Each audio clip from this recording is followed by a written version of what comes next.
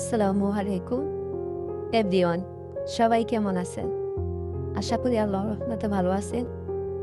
আমি খুলনা বাগেরহাটের মেয়ে মনিরা ইসলাম হাবিবা পেজ থেকে আরও নতুন একটি ব্লগ নিয়ে আপনাদের মাঝে আসলাম।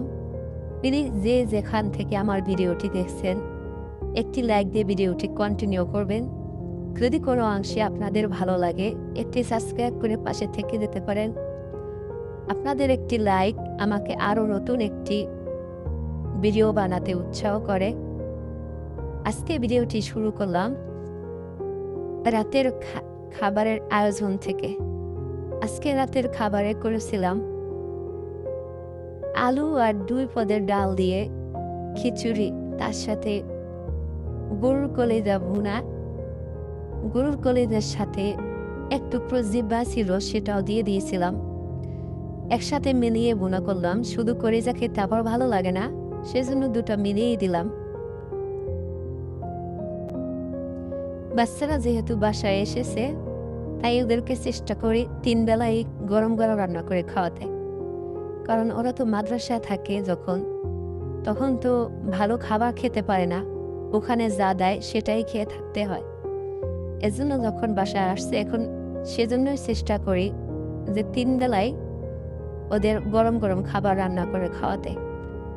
আবার যখন ওরা চলে যাবে তখন আবার আমার রান্না কম হয়ে যাবে, তখন আর বেশি রান্না থাকবে না। তখন একবেলা রান্না করি, টুকটাক লাগলে আরেকটু হালকা পাতলা করে নেই, তাতেই আমাদের হয়ে যায়।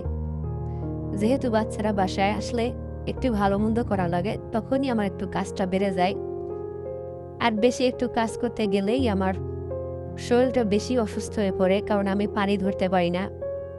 পানি ধরলে আমার অ্যালার্জির সমস্যা হয়, হাসি শুরু হয়ে যায়, কাশি শুরু হয়ে যায়, শ্বাসকষ্ট হয়। সেগুলো আর আপনাদের মাঝে শেয়ার করি না, ওগুলো আমি অফ ক্যামেরায় করে নেই। আর দ্বিতীয়ত দেখবেন একটা জিনিস, যখন হেল্পিং হ্যান্ড নেবেন আপনার কাজের সহযোগিতার জন্য, তখন দেখবেন আপনার মতো করে ওরা কাজ করবে না, ওরা ওদের মতোই করবে।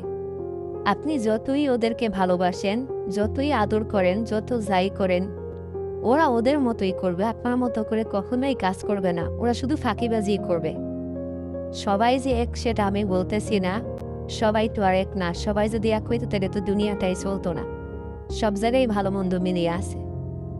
ওদেরকে আমি শুক্রবার দিন ছুটি দেই, সমস্যা হলে ছুটি দেই, সব কিছুতেই ছুটি দেই।